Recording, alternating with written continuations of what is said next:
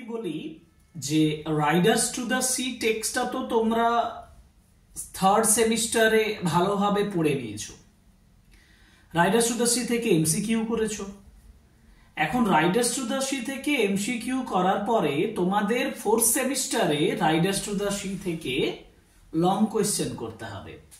আর তোমাদের মনে হচ্ছে যে এই লং কোয়েশ্চেন কিন্তু রাইডার্স টু দ্য সি থেকে কি আসবে বা কিভাবে লিখবো এটা নিয়ে তোমাদের যথেষ্ট প্রশ্ন মনের মধ্যে ঘুরে যাচ্ছে। এখন আজ এই ক্লাসটাতে আমি তোমাদেরকে একটা সহজভাবে ইম্পর্টেন্ট একটা কোয়েশ্চেন তুমি সহজভাবে কিভাবে লিখবে সেই বিষয়টা নিয়ে আলোচনা করব।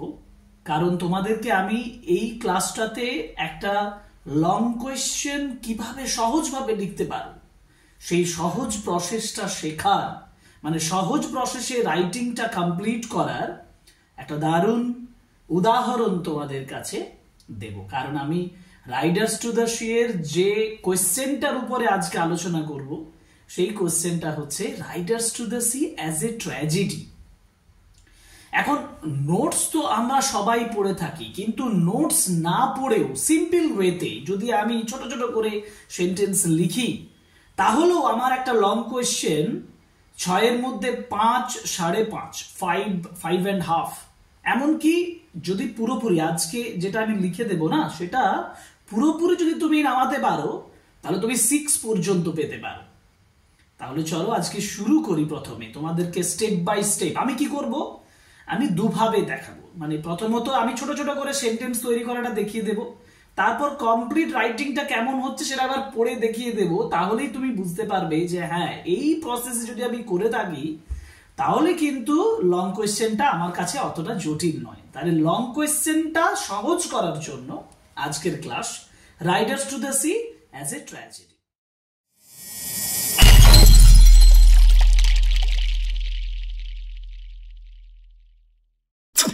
স্ক্রিনটাতে দেখো প্রশ্নটা দিয়েছি, মানে যেটা তোমাদের পড়ার চান্স আছে 2026-এ যারা মানে পরীক্ষা দেবে, ক্লাস 12-এর যারা পরীক্ষা দেবে ফোর্থ সেমিস্টার, তোমাদের এটা হচ্ছে সব থেকে গুরুত্বপূর্ণ suggestion Riders to the C থেকে। আর এটাকে আমি অবহেলা একেবারে করতে পারবো না, তুমি অবহেলা করবেও না। আমি তোমাকে বলছি তুমি অবহেলা করবে না। এই প্রশ্নটা হচ্ছে যে ডু ইউ থিঙ্ক, তুমি কি মনে করো, do you think that riders to the sea possesses the necessary elements of a truly tragic play? সত্যিকারে একটি ট্র্যাজিক প্লের কোয়ালিটি এর মধ্যে রয়েছে? ডিসকাস, আলোচনা করো। আর discuss how Riders to the C is a tragedy, কিভাবে রাইডার্স টু দ্য সি একটা ট্র্যাজেডি হয়ে ওঠে। এখন সত্যি কথা বলতে কি আমার কাছে মানে আমাদেরকে লিখতে হবে কত ওয়ার্ডের মধ্যে, ওই 75, 80 বা 100 ওয়ার্ড।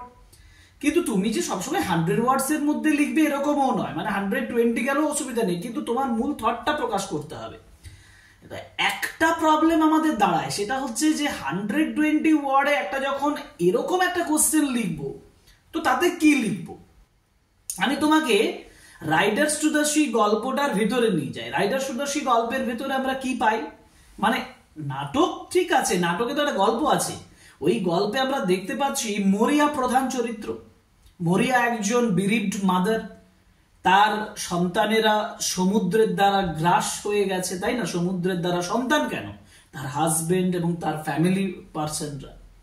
এখন এই ট্র্যাজেডি যখন আমি রাইডার্স টু দ্য সি মানে প্রমাণ করব না যে রাইডার্স টু দ্য সি এটা কিভাবে একটা ট্র্যাজেডি হচ্ছে, আমি দুটো দিক আলোচনা করব। এইটা তোমাকে মনে রাখতে হবে। দুটো দিক কি, একটা হচ্ছে সবচেয়ে ট্র্যাজিক ক্যারেক্টার কোনটা, মরিয়া। তাহলে মরিয়ার দিকটা আলোচনা করতে হবে যে মরিয়া কেন ট্র্যাজেডি বা মরিয়া কিভাবে ট্র্যাজেডির সঙ্গে যুক্ত। আর দ্বিতীয় কথা হচ্ছে যে একটা ট্র্যাজেডি হিসাবে কিছু বৈশিষ্ট্য থাকে, একটা পার্টিকুলার বৈশিষ্ট্য থাকে। সেই বৈশিষ্ট্যগুলো যেমন ধরো unity of time, unity of place, unity of action, হ্যাঁ, এরকম কিছু বৈশিষ্ট্য থাকে। এবং যে ট্র্যাজিক ক্যারেক্টারটা হয় সেটা আমার মধ্যে পিটি এবং ফিয়ার তৈরি করে। এখন সেই বৈশিষ্ট্যগুলো আমাকে কিছু 2-3টে লাইনে লিখতে হবে। এখন আমি ছোট্ট ছোট্ট করে সেন্টেন্স লিখবো, একেবারে ছোট ছোট, মানে জটিল নয়, একেবারে খুব সহজভাবে। যেমন প্রথম যে লাইনটা, তুমি প্রথমে যখন এটা লিখতে যাচ্ছ না তোমাকে একটা ইন্ট্রোডাকশন দিতে হবে। মানে শুরুর একটা সেন্টেন্স দেবে, তুমি বলতেই পারো যে রাইডার্স টু দ্য সি হলো একটি গুরুত্বপূর্ণ উদাহরণ একটা ট্র্যাজিক প্লে। মানে riders to the C is a fine example of tragedy. দেখো ছোট সেন্টেন্স হলো, riders to the C is a fine example of tragedy. আমি লিখেছি যে riders to the sea by James Synge. James Synge লিখছেন, তাহলে James Synge লেখক, তার কথাটাও বলে দিচ্ছি। Riders to the sea by James Synge is a fine example of tragedy. Simple একটা সেন্টেন্স, জাস্ট ইন্ট্রোডাকশন হিসাবে তুমি লিখো। এটা লিখার পরে তুমি কি লিখবে? এটা লিখার পরে তোমাকে একেবারে প্রমাণে নেমে যেতে হবে। যেমন দেখো, দ্য প্লে শোজ মানে নাটকটা দেখায়, দ্য প্লে শোজ নাটকটা কি দেখায় না, দ্য হেল্পলেস স্ট্রাগল অসহায় লড়াই। কাদের লড়াই? কিছু মানুষের। Helpless struggle of human beings. The play shows মানে নাটকটা দেখায়, দ্য প্লে শোজ কি দেখায়? দ্য হেল্পলেস স্ট্রাগল মানে অসহায় কিছু লড়াই অফ হিউম্যান বিংস মানে মানুষের। কিসের বিরুদ্ধে? Against the forces of nature. Against the forces of nature মানে প্রকৃতির যে ফোর্স, ক্ষমতা বা শক্তি, তার বিরুদ্ধে।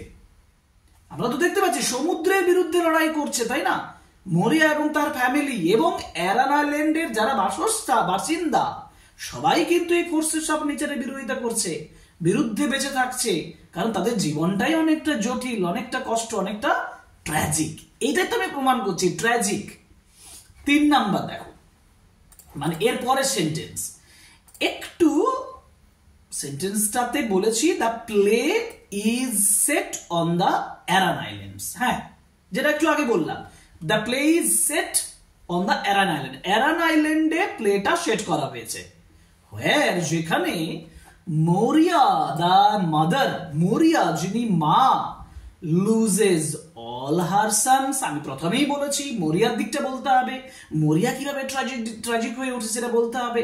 তাহলে the play is set on the Aran islands where যেখানে মরিয়া দ্য মাদার, মরিয়া যিনি মা,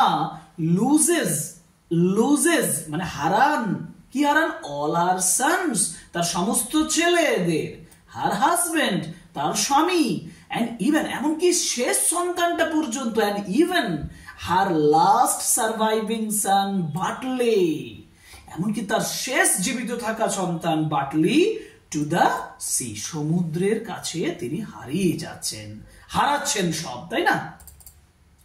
এবার দ্য কনস্ট্যান্ট, এবার এখানে একটু জটিল বাক্য। তুমি যদি মনে করো যে এই বাক্যটা স্যার একটু জটিল হয়ে গেছে, কিন্তু এটা তুমি বাদও দিতে পারো, কিন্তু লেখাটা স্ট্যান্ডার্ডটাকে রাখার জন্য তোমাকে এখানে বলতে হবে দ্য কনস্ট্যান্ট ফিয়ার, একটানা ভয় কাজ করছে নাটকের শুরু থেকে। দ্য কনস্ট্যান্ট ফিয়ার মানে একটানা ভয়, সাফারিং কষ্ট, and sorrow of the characters চরিত্রগুলোর দুঃখ, ক্রিয়েট সৃষ্টি করে, create a deeply tragic atmosphere. হ্যাঁ, আমাদের কাছে ট্র্যাজিক অ্যাটমসফিয়ার কিভাবে তৈরি হচ্ছে বলতো? তৈরি হচ্ছে তাদের কনস্ট্যান্ট ভিয়া, তাদের ভয় থেকে, তাদের কষ্ট থেকে, তাদের সরো থেকে, তাদের দুঃখ থেকে। এই 3টে জিনিস দেখো মন দিয়ে, একটু মনে রাখো। তো কনস্ট্যান্ট ফিয়ার মানে একাক্রম মানে একটানা ভয়, সাফারিং মানে কষ্ট, এবং সরো অফ দ্য ক্যারেক্টার্স মানে চরিত্রগুলোর দুঃখ, ক্রিয়েট সৃষ্টি করে, এ ডিপলি ট্র্যাজিক অ্যাটমসফিয়ার একটা গভীর ট্র্যাজিক আবহাওয়া, পরিবেশ তৈরি করে, তাই না?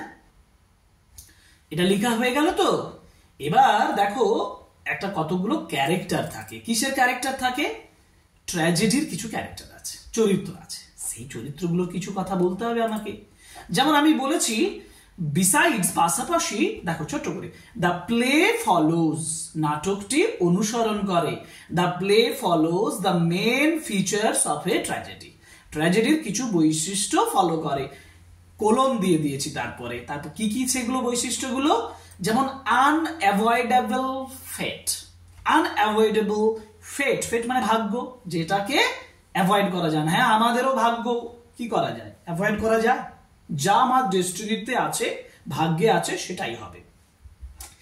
ইন্টেন্স ইমোশনাল পেইন, ইন্টেন্স মানে গভীর, ইমোশনাল মানে আবেগগত, পেইন মানে যন্ত্রণা, and final moment of realisation, এবং রিয়ালাইজেশনের শেষ মোমেন্ট। আমরা ট্র্যাজিক মানে ট্র্যাজেডির মধ্যে লাস্টে এটা পাই, মরিয়া কি রিয়ালাইজ করছে? মরিয়া রিয়ালাইজ করছে যে sea is the destiny, our life is destined to suffer, কষ্ট করাটাই আমাদের জীবন, তাই না? তাহলে একটা নর্মাল রিয়ালাইজেশন হচ্ছে। এই সেন্টেন্সটার পরে তুমি লিখবে, সেটা হচ্ছে দ্য ইউনিটি অফ, যেটা আমি শুরুতেই বলেছি, unity of time, place and action is strictly followed, একেবারে স্ট্রিক্টলি এটাকে অনুসরণ করা হয়েছে। এই কথাটি বলার পরে তুমি বলবে যে এই যে ফাইনাল রিয়ালাইজেশন, মরিয়া কি অ্যাকসেপ্ট করে? Maurya accepts that sea is like a cruel destiny, সমুদ্রটা হচ্ছে নিষ্ঠুর ভাগ্যের মতো, that no one can escape, যেটা কেউই এড়াতে পারে না। তারপর তুমি লিখবে ইন দ্য এন্ড, সবার শেষে, ইভেন দো, যদিও, মরিয়া ইজ ব্রোকেন, যদিও মরিয়া ভেঙে পড়ছে, ইভেন দো, যদিও, মরিয়া ইজ ব্রোকেন, মরিয়া যতই ভেঙে পড়ছে, সি ফাইন্ডস এ কাম অ্যাকসেপ্টেন্স, একটা শান্ত অ্যাকসেপ্টেন্স মানে গ্রহণযোগ্যতা পেয়েছিলেন, যে তিনি জীবনটাকে মেনে নিয়েছিলেন। এই কথাটাই তো আমাদের মধ্যে ট্র্যাজেডি তৈরি করে, ট্র্যাজিক অ্যাটমসফিয়ার তৈরি করে। এই কথাটা তোমাকে বলতেই হবে এই লং কোশ্চেনের ক্ষেত্রে। আর সবার শেষে কনক্লুশন সেন্টেন্স, আর বেশি কিছু লিখবো না, এবার আমি কনক্লুশন সেন্টেন্স দিয়ে দেবো, সেটা হচ্ছে this combination of suffering and resignation. আমরা রেজিগনেশন দেখতে পাচ্ছি না, তিনি জীবনটাকে মেনে নিচ্ছেন, মানে কি সঁপে দিচ্ছেন না ভাগ্যের কাছে। সো এই যে সাফারিং এবং রেজিগনেশন মেক্স, এই কম্বিনেশনটা মেক্স তৈরি করে Riders to the C A moving and complete tragedy, একটি প্রভাবকারী এবং সম্পূর্ণ ট্র্যাজেডিতে পরিণত করে। আমি একটা সেন্টেন্স বললাম এখানে, এই সেন্টেন্স গুলো ফলো করে তুমি আরেকটা কোশ্চেনের উত্তর লিখতে পারো। সেটা কি জানো? সেটা হচ্ছে Maurya as a tragic character, তাতে মরিয়া সম্পর্কে একটু বেশি ডিটেলস দিতে হবে, এই ট্র্যাজেডির কথাগুলো না বললেও হবে। তাহলে সেক্ষেত্রে মরিয়া যে ট্র্যাজিক ক্যারেক্টার, এটা বরঞ্চ আমি আলাদা একটা ক্লাস করে দিই। এইটা ফলো করেই কিন্তু করব, এইটা ফলো করেই করব। তাহলে চ্যানেলটাতে মানে আমি যখন এটা আপলোড করব, তোমরা just touch with my channel, আমার চ্যানেলের সংস্পর্শে থাকো, তোমরা লং কোশ্চেন পেয়ে যাবে। তাহলে ওভারঅল এই সেন্টেন্সগুলোকে পরপর যোগ করতে হবে, যোগ করে আমার একটা লং কোশ্চেন হবে। আচ্ছা, যদি যোগ করি তাহলে লং কোশ্চেনটা দাঁড়ায় এরকম, দেখো, riders to the sea by James is, আমি শুধু পড়বো কারণ আমি বুঝিয়ে দিয়েছি, তোমরা বুঝে গেছো। Riders to the sea by James is is a fine example of tragedy. The play shows the helpless struggle of human beings against the forces of nature. The play is set on the Aran Islands where Moria, the mother, loses all her sons, her husband, and even her last surviving son, Butley, to the sea.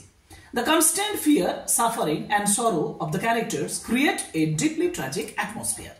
Besides, the play follows the main features of a tragedy: an unavoidable fate, intense emotional pain, and final moment of realization.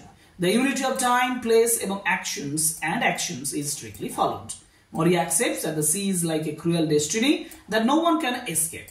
In the end, even though Moria is broken, she finds a calm acceptance. This combination of suffering and resignation makes Riders to the Sea a moving and complete tragedy. Complete হয়ে গেল। আমরা কি করলাম? একটা long question করলাম সহজে। দেখো, এটা তোমাকে লিখতে হবে, আর এটার জন্য তুমি 6 মার্কস পাবে, 6 আউট অফ 6।